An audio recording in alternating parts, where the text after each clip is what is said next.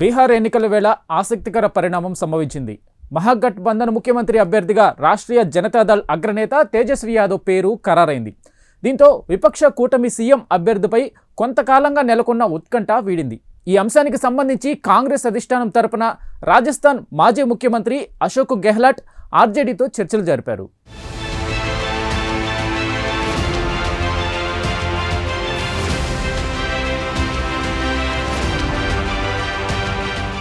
బీహార్ మహాగఠబంధన్ రాజకీయాలు రసవత్తరంగా సాగుతున్నాయి.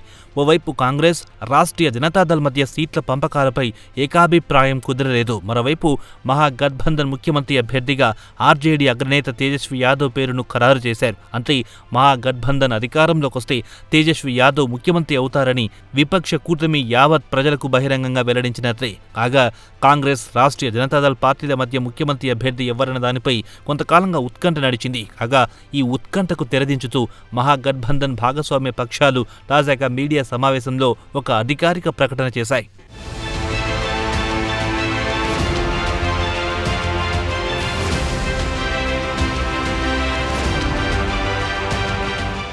అంతేకాదు ఉప ముఖ్యమంత్రి అభ్యర్థి పేరును విపక్ష కూటమి నేతలు ఖరారు చేశారు. వికాస్శీల్ ఇన్సాన్ పార్టీ వ్యవస్థాపకుడు ముఖేష్ సహానీ తమ ఉప ముఖ్యమంత్రి అభ్యర్థి అని మహాగఠబంధన్లో ఇతర భాగస్వామ్య పక్షాల అధినేతలు పేర్కొన్నారు.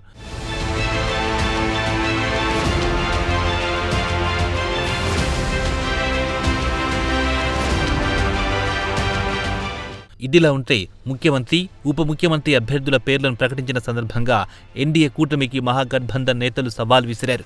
తేజస్వి యాదవ్ మా ముఖ్యమంత్రి అభ్యర్థి, అయితే మీ ముఖ్యమంత్రి అభ్యర్థి ఎవరో వెల్లడించాలని ఎన్డీఏ కూటమికి విపక్ష కూటమి సవాల్ విసిరింది. అయితే ఎన్డీఏ కూటమి ఇప్పటి వరకు తమ ముఖ్యమంత్రి అభ్యర్థి ఫలానా అంటూ ఎక్కడా ఎటువంటి ప్రకటన చేయలేదు. ఈ నేపథ్యంలో మరోసారి ఎన్డీఏ కూటమి గెలిస్తే నితీష్ కుమారే ముఖ్యమంత్రి అవుతారా లేక బీజేపీ నాయకులు ఎవరైనా అవుతారా అనే చర్చ రాజకీయ వర్గాలు నడుస్తోంది.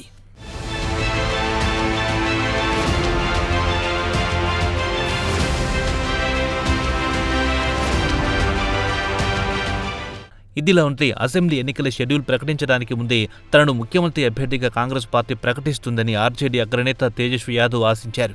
ఈ విషయమై కాంగ్రెస్ అగ్రనేత రాహుల్ దగ్గర ఆర్జేడీ నాయకులు ప్రస్తావించినట్టు కూడా సమాచారం. అయితే ఇందుకు సంబంధించి రాహుల్ గాంధీ సమాధానం దాటవేశారు. ముందుగా ఎన్నికలు జరగనివ్వండి, ఆ తర్వాత ముఖ్యమంత్రి అభ్యర్థి అంశంపై చర్చిద్దామని రాహుల్ అన్నట్లు పాట్నా రాజకీయ వర్గాలు తెలియజేశాయి.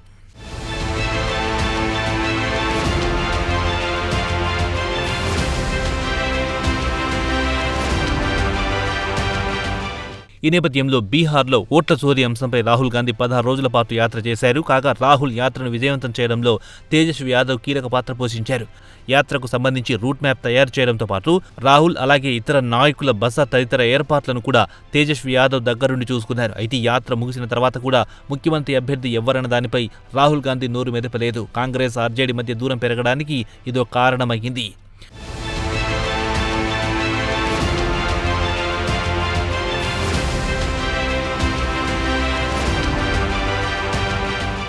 ఇదిలా ఉంటే తాజాగా హస్తం పార్టీ అధిష్టానం తరపున ఆ పార్టీ సీనియర్ నేత రాజస్థాన్ మాజీ ముఖ్యమంత్రి అశోక్ గెహ్లాట్ బీహార్కు వచ్చారు. ఈ సందర్భంగా పాట్నాలోని లాలూ ప్రసాద్ యాదవ్ నివాసానికి వెళ్లారు.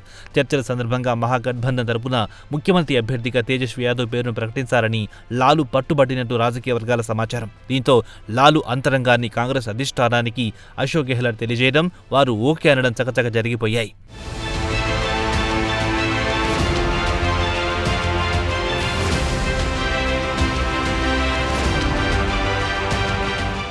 కాగా తేజస్వి యాదవ్ రాష్ట్రీయ జనతాదళ్ అధినేత లాలూ ప్రసాద్ యాదవ్ కుమారుడన్న సంగతి తెలిసిందే.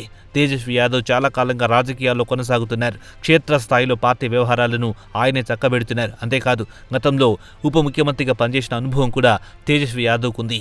వీటన్నింటితో పాటు బీహార్ యూత్లో తేజస్వి యాదవ్కు మంచి ఫాలోయింగ్ ఉంది. కాగా తేజస్వి యాదవ్ను ముఖ్యమంత్రి అభ్యర్థి ప్రకటించడంతో ఎన్నికల్లో తమ విజయ అవకాశాలు మెరుగుపడతాయని మహాగఠబంధన్ నాయకులు ఆశిస్తున్నారు.